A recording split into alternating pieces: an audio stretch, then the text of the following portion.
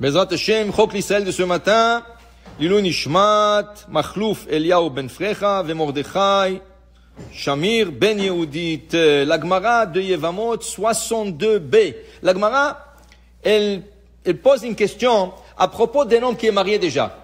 Et il y avait le temps où la bigamie, selon la loi juive, était permise. Okay? Elle est toujours permise, mais c'est la loi civile aujourd'hui qui l'interdit. Alors maintenant, la personne veut se marier avec une deuxième femme, mais la deuxième est stérile. Elle ne peut pas avoir des enfants. Est-ce que ça serait permis? Et la Mishnah dit, oui, c'est permis que pour un homme qui a déjà une femme et il a déjà des enfants, se marier avec une femme stérile. A priori, se marier avec une femme quand tu sais qu'elle est stérile, il ne faut pas. Si ça arrive après qu'il trouve qu'elle était stérile, c'est quelque chose d'autre. Mais se marier avec une femme quand tu sais a priori qu'elle est stérile, c'est un problème. Comment tu vas avoir des enfants? Mais là, la personne ici dans la Mishnah, il a déjà une femme. Il a déjà des enfants. C'est une deuxième femme, stérile. Dit la Gemara, selon la Mishnah qu'on peut le faire, cette Mishnah ne va pas d'après Rabbi Yoshua.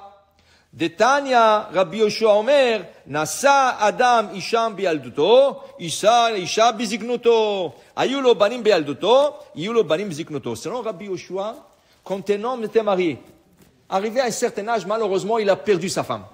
Il faut qu'il se remarie. Il a des enfants avec la première femme. Il s'est marié avec la deuxième femme. Il faut qu'il ait encore des enfants. S'il est capable, s'il peut, il faut qu'il ait des enfants. Il ne faut pas dire, ah, mais j'ai déjà des enfants avec la première. Non, si tu es capable, et avec la deuxième. Tu sais pourquoi? Parce que Shlomo Melech dit, Baboker zera zarecha. Le matin, sème tes grains. Ou ba'erev vela erev al tanach yadecha. Et le soir, ne lâche pas. Continue. Qu'est-ce que c'est Baboker ba'erev? Baboker, quand tu es jeune, sème, ça veut dire aide des enfants. Et même le soir, vers le soir, quand tu es déjà âgé, continue, ne lâche pas, continue. Alors c'est comme ça que Rabbi Yoshua a étudié. Maintenant, pourquoi? Est-ce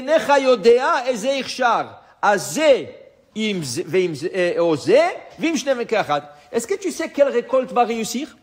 Est-ce que c'est la première récolte que tu as semée le matin, ou c'est celle qui est l'après-midi? Ou peut-être le deux ensemble. La même chose. Est-ce que tu sais quels enfants vont réussir?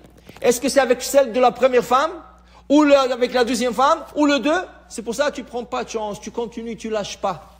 La Gemara continue avec le parole de Rabbi Akiva qui a suivi cette ordre d'idée.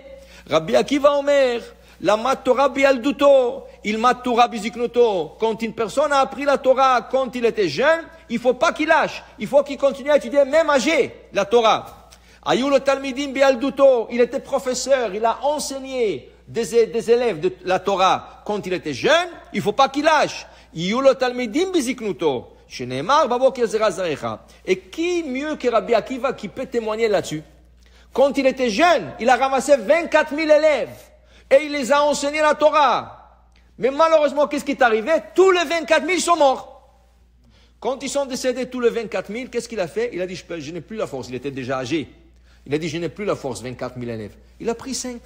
Rabbi Shimon Bar Yochai, Rabbi Meir Balanes, Rabbi Yossi, Rabbi Yehuda et Rabbi Nathan, et il les a enseignés la Torah. Qu'est-ce qui est sorti de ces élèves? La lumière du monde de la Torah. Rabbi Shimon Bar Yochai, il nous a écrit le Zohar. Rabbi Meir Balanes, Rabbi Yossi, tout ça, Braithot, tout ça. Regarde, qu'est-ce qui est sorti des 5 élèves? Qu'est-ce qui est arrivé? S'il aurait lâché, on n'aurait pas eu le Zohar. On n'aurait pas eu le miracle de Rabbi Meir Balanes, on n'aurait pas eu tout ça. Parce qu'il n'a pas lâché. Il a continué, il a dit, je peux plus faire comme avant. Ok, fais à ta force, comme tu peux. Okay? Il raconte, il y avait une fois un monsieur, un rave plutôt, un rave. Il est parti, malheureusement, un jour, à un certain âge, il a perdu la vue. Il est parti voir un médecin, des professeurs et tout ça. Un professeur qui lui a examiné tout ça, il dit, dites-moi, ça fait depuis combien de temps vous avez perdu la vue? Il dit, ça fait une semaine. Il dit, non, c'est pas possible. Selon mes recherches et mes examens, ça fait au moins 10 ans ou 15 ans que vous avez perdu la vue. Il dit, non, je vous dis, jusqu'à une semaine, j'avais pas de problème. Alors, le rabbin, en partant à la maison, il pensait, qu'est-ce qu'il veut dire? Qu'est-ce qu'il veut dire? Okay? Alors, il a compris quelque chose. Qu'est-ce qu'il a compris? Il y a 10 ans, Il voulait plus enseigner, il voulait rentrer, s'asseoir, étudier tranquillement. Il enseignait la Torah, il voulait plus enseigner. Il écrivait des livres, il voulait plus écrire. Après, il a dit, qu'est-ce que je vais prendre la retraite maintenant? Qu'est-ce que je vais faire? Tous les gens qui prennent la retraite, qu'est-ce qu'ils font? Au début, première quelques mois, c'est bon, ils voyagent, ils visitent, ils prennent le relax, ils se lèvent relax le matin. Mais après quelques temps, tu n'as rien à faire. Comment on appelle ça? Cette mode de vie, c'est fait pour les retraités, c'est fait pour le goïm, pas pour le juif. Un juif n'est jamais retraité. Le juif doit toujours servir Hachem. Okay? Le jour que ce rabbin, qu'est-ce qu'il a fait? Alors après, il a dit non, qu'est-ce que je vais faire à la retraite? Maintenant, oui, c'est un certain âge, mais c'est trop jeune. Il a décidé de continuer 10 ans de plus, il a continué.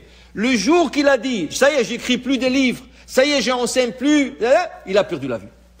Alors le docteur, qu'est-ce qu'il a vu? Que normalement, il aurait perdu la vue à 10 ans, mais Hachem lui a donné la vue pour qu'il puisse écrire des livres, pour qu'il puisse enseigner, tu comprends? Alors quand tu lâches, Hachem dit, alors, il n'a plus besoin sa force, il n'a plus besoin de ça, et après Hachem reprend. Mais quand tu veux, Hachem te donne la force. Vekove Adonai Yachalifu Koach. Ceux qui ils attendent pour Hachem, ils veulent étudier, ils veulent enseigner, Hachem leur donne de nouveau force. Baruch Adonai Le'olam. Amen ve Amen.